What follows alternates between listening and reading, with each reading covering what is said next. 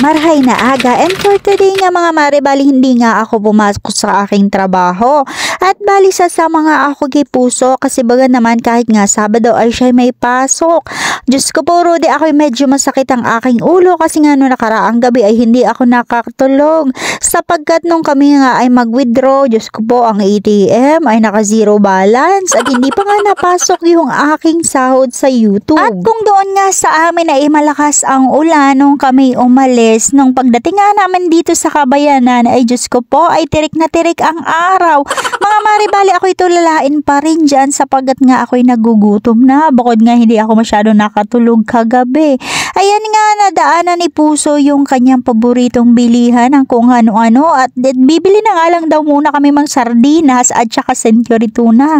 Peke naman, tama na lang daw muna yung almusal at sapagkat nga ay walang pira. At pagkabili nga ng aking si Puso ay kami agad sumibat na. Buti na lang dito sa aming dinaanan ay walang katrapik at hawa na hawan. At dadaanan muna nga daw namin dun sa apartment yung kanyang isang katrabaho para daw naman siya ay may katulong sa pag-i-spray nga ng mga talong. Ayan mga maribali, may panibagong setup na naman nga sila ngayon na talong.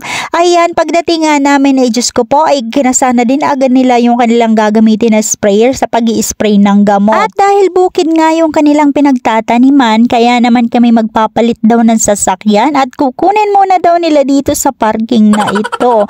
Eto nga mga mari, isang amusin na sasakyan yung aming service. Diyos ko po kako, hindi mo malang to hinuhugasan. Ayan nga mga mari, pagdating nga namin, eto yung tumambad sa akin, kainaman, kaya pala'y kaputi na ng aking si Puso sa ngayon. At bilang ang agriculture technician, sila talaga yung naka-in-charge sa pag-i-spray ng gamot dun sa kanila mga setup. Bali nga mga marihin, dahil hindi pa nga kami nag-aalmusal, ayan, binitbet ko na nga yung cup noodles. At habang sila nag-i-spray, ako'y panood-nood lang din, ipakain-kain. At bali mahigit 6,000 nga daw na puno ng talong yung kanilang setup sa ngayon. Ayan, bali ito lang naman yung pinag-aaralan din sa kanila.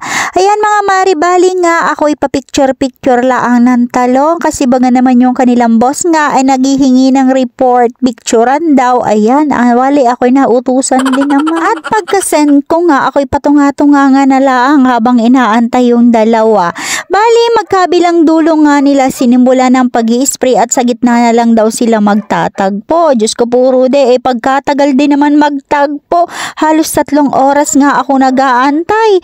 Naku po Rudy, talaga naman ikay maiinip sapagkat nga dito hindi ka naman makalusong masyado at ang putik nga nung kanilang setup. At grabe nga din naman na paghihirap yung kanilang dinaranas dito. Kasi baka naman tulad nga yan na maliliit pa yung talong ay bali manong-manong nga yan nilang dinidiligan. Diyos ko po Rudy, sa kainitan ng araw, kaya wag nyo nang aasahan na maputing ang aking si Puso. Ayan mga maribaliw, bago pa nga sila matapos ay pumatak na din ang ulan. Di paano, hugas ang gamot na kanilang ipinang-spray. Kaya naman tumigil na din agad sila sa pag-i-spray. At fast forward na nga mga maribali, kami gutom na nga at mahigit na nga itong 1:30. At pumunta nga lang kami dito sa SM para dito na nga kami mag-lunch. Ang ending, Diyos ko po Rode, napasabak na naman kami sa pag-aantay ng pagkain. Bali nga mga mare, bago kami umuwi, kami nag-grocery na laang ng mauntian. At bali dito na nga kami nag-grocery na laang sa Pure Gold at bibili nga lang ako ng iba pang sangkap sa pagluluto ng aking lasagna. Yan lang naman for today's video. Maraming salamat sa iyong panonood. Hanggang sa susunod, mabalos.